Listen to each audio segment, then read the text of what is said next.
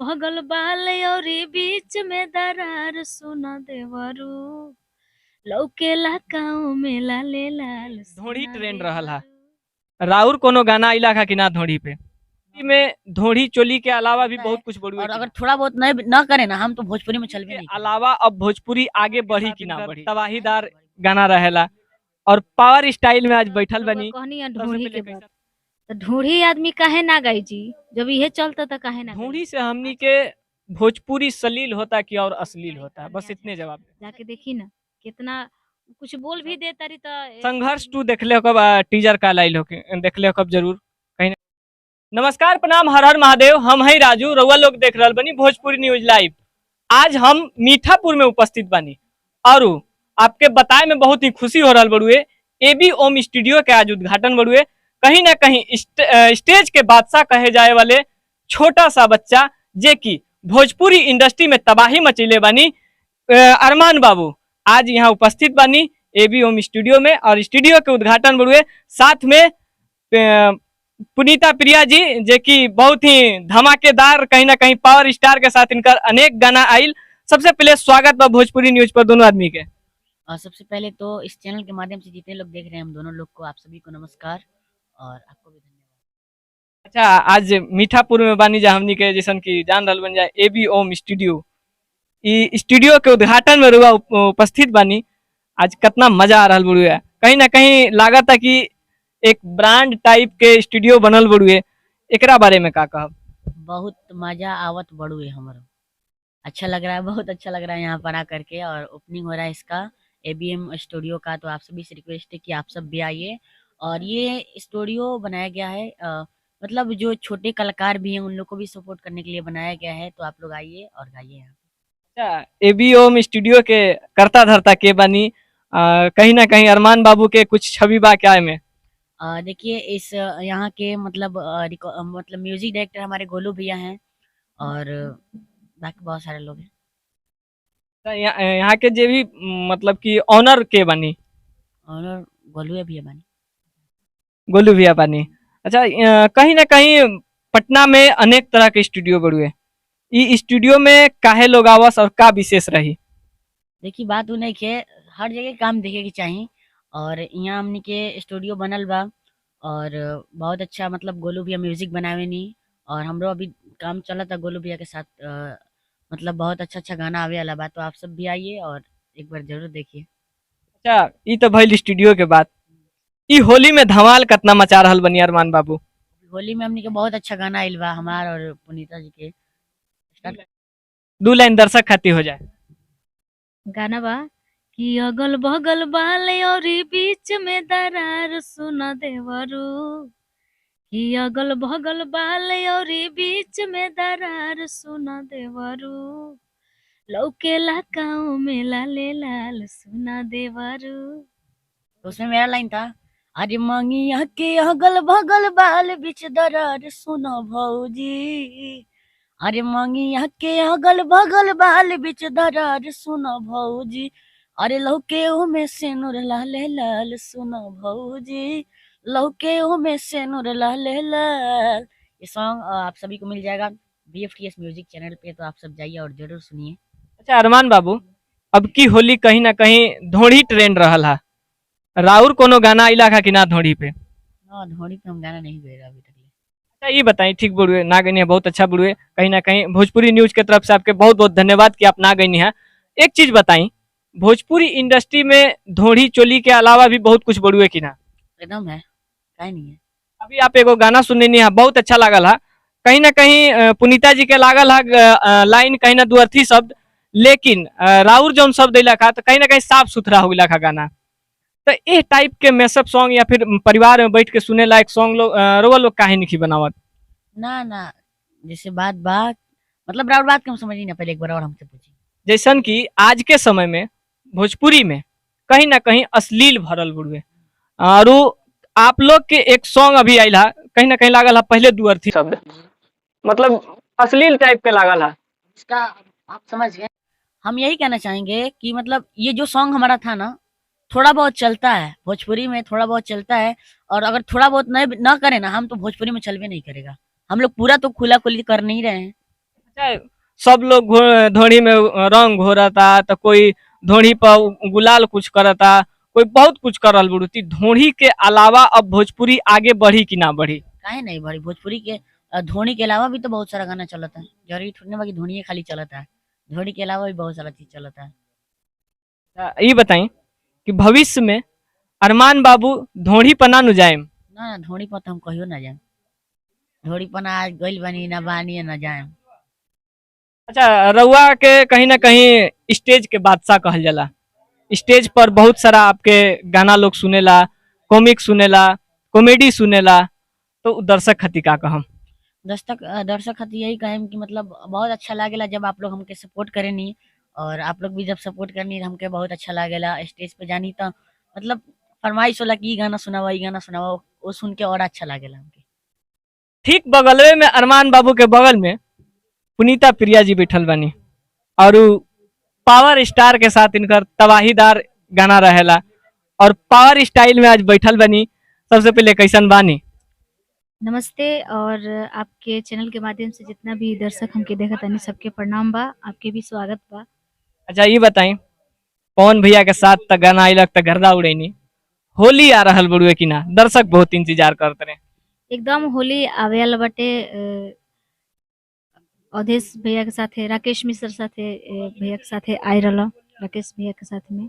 और होली आ रहल बटे, हमार प्रमोद भैया के साथ में भी आवे वाला बा। और भी बहुत सारा सिंगर बानी, अरमान के साथे भी आए रहल, और भी बहुत ज्यादा अभी आइल बा कि ना एको गो? सिंगल आइल बा हमार। 2 लाइन दर्शक के सुनाई। एकदम जहाँ तक रउआ कहनी है ढोढ़ी के बात, तो ढोढ़ी आदमी काहे ना गाई जी? जब इहे चलता तो काहे ना गाई?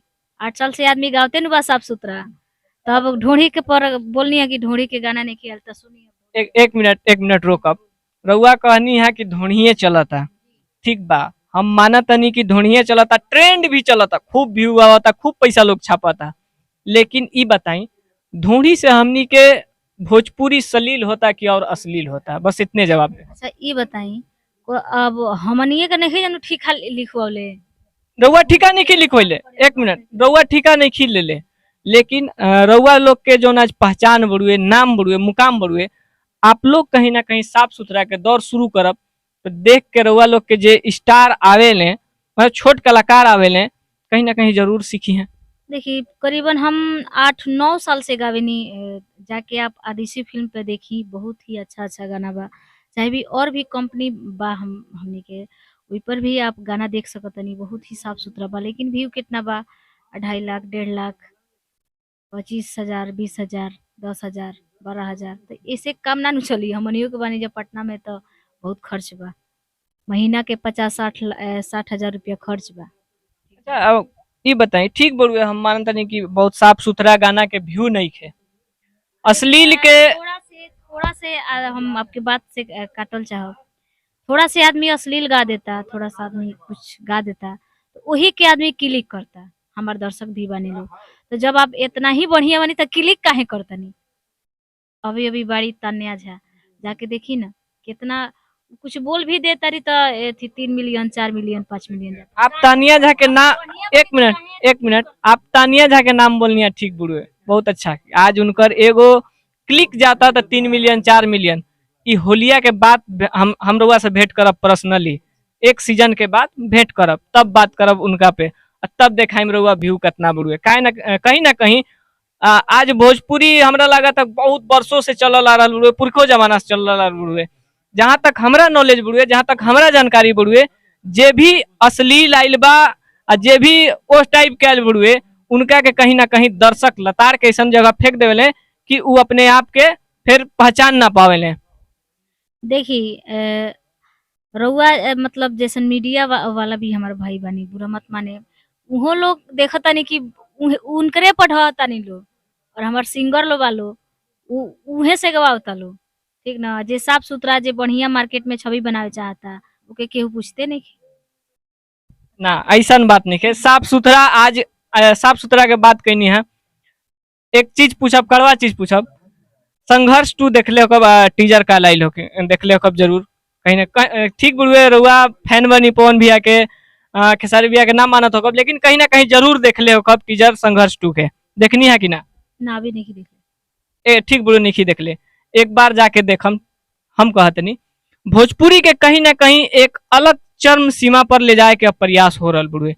पवन भैया हो चाहे खेसारी भैया हो, पवन भैया के भी बहुत गाना आवत रहे पहले, लेकिन अभी जे पवन भैया के गाना आवता कहीं ना कहीं जे उनका ट्रेड मार्क रहे ढोड़ी से हट गई बड़न हो, या फिर कहीं ना कहीं उनका एक ट्रेड मार्क, बहुत सारा ट्रेड मार्क रहे, अब ऑन कैमरा नहीं बोल सकत, तो वो ट्रेड मार्क से हट के अब कहीं ना कहीं साफ सुथरा में बड़ स्टार लोग घुसे लागल बुढ़े। पवन जी खेसारी जी की आप बातें तो छोड़ दी, पवन जी खेसारी खान सब केहू नहीं खेनू, वहाँ लोग के बातें छोड़ दी रुआ। ऐसा स्ट्रगल के बात करी, स्ट्रगलर के बात हम करते नहीं, ठीक बुढ़े स्ट्रगलर के बात हो रहा बुढ़े, कहीं ना कहीं उ लेवल पर तो रहो नाम आजकल आ चुकल बुढ़े। हाँ बाटे सब पवन जी के आशीर्वाद बा, हमारे दर्शक लोग के प्यार बा। रउआ लोग भी उस टाइप के अब शुरुआत करी, कौना टाइप के साफ सुथरा के दौर पकड़ी। बहुत गोले बनी, बहुत जना के कोनो लिमिट नहीं है, इतना बढ़िया बढ़िया गाना गोले बनी, ठीक ना? अच्छा ठीक बुढ़ो गईले बनी, इतना 2000 1 लाख 2500, ठीक ना? वो समय राउर तनी नाम छोट रहे, लेकिन आज के पहचान बहुत बड़ बुढ़ुए, इसे अब तो धीरे धीरे जरूरे बढ़ी भी ना। तो अब हम क्रिया खैले बानी कि अब जौन आज के डेट में जौन चलता उहे गायब, और 4-5 गो गाना ऐसन बा कि रिकॉर्ड भी हो गइल बा हमारा चैनल से, बहुत जल्द ये होली बाद रिलीज हुई। अभी होली से स्टार्ट कइले बानी हम, कवना चैनल पे चढ़ल बा गुरुजी? वायरल पे चढ़ल बाटे शायद, तो एमे बहुत ही अच्छा। कि चढ़ते फागुन पिया बन गईले पंडा, दुनु बेरा के डोला जाले घंटा। कि चढ़ते फागुन पिया बन गईले पंडा, दुनु बेरा के डोला जाले घंटा।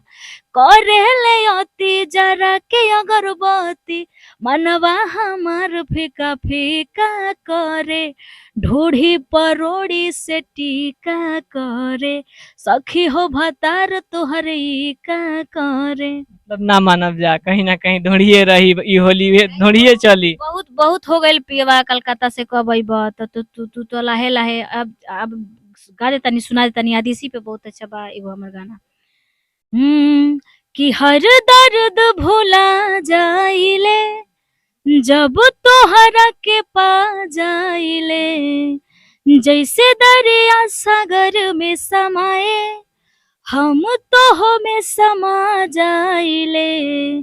जादूगर बस इतने बता दा, जादू का कर गइला, तू तो लाहे लाहे लाहे हमरा धड़कन में ठहर गइला।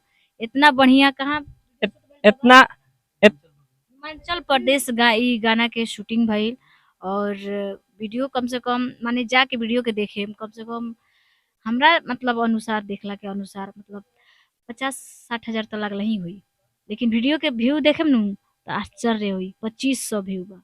का कहीं हम अपना दर्शक लोग के, कहीं ना कहीं दर्शक लोग के भी देखता लोग की गाना आई है हे करे थी हई बाटे खराब, वही के क्लिक करी लो, तब उ लोग जिम्मेदार नहीं खेलो तक के बा। कहीं ना कहीं साफ सुथरा के दर्शक भी नहीं प्यार देते, एमे दर्शक के भी बहुत ज्यादा लापरवाही बुढ़वे की धोनी देखता लोग तो फट से क्लिक करता। तो उ दर्शक खातिर एक लाइन हम कह के जाई कि जे लोग भोजपुरी के अगर मानता पहचानता, आज भोजपुरी से पहचान बढ़ुए, तो वो लोग खातिर एक संदेश बढ़ुए कि भोजपुरी आज नर्क में जा रहा बढ़ुए। जे भी भोजपुरी खातिर बात करता तो एक ही चीज वहां पर आके अटक जाता, अश्लील अश्लील अश्लील। तो जे भी दर्शक अश्लील गाना के सुनतनी ओकरा के साफ मत सुनी, आप लोग से नम्र निवेदन बढ़ुए। बहुत अच्छा सिंगर लोग बढ़ुए, अभी पुनीता प्रिया जी बहुत अच्छा गाना सुनैनी है, कहीं ना कहीं दिल छू जाई। तो दर्शक लोग से नम्र निवेदन बढ़ुए कि साफ सुथरा के भी प्यार दी जा, ठीक बढ़ुए चटपटा सुनी जा, लेकिन पर्दा में रहे और पर्दा के बेपर्दा ना होके, ठीक बा? तो चलते चलते क्या कहो अरमान बाबू दर्शक खातिर? जाते जाते यही कहना चाहेंगे कि इस चैनल के माध्यम से जितने लोग देख रहे थे हमें, और इस चैनल के माध्यम से मतलब जो लोग नहीं जुड़े हैं, आप सभी से रिक्वेस्ट है कि इस चैनल को सब्सक्राइब कीजिए और ढेर सारा आशीर्वाद दीजिए। अच्छा, ई तो भइल सब कुछ प्यार मोहब्बत वाली बात हमनी के।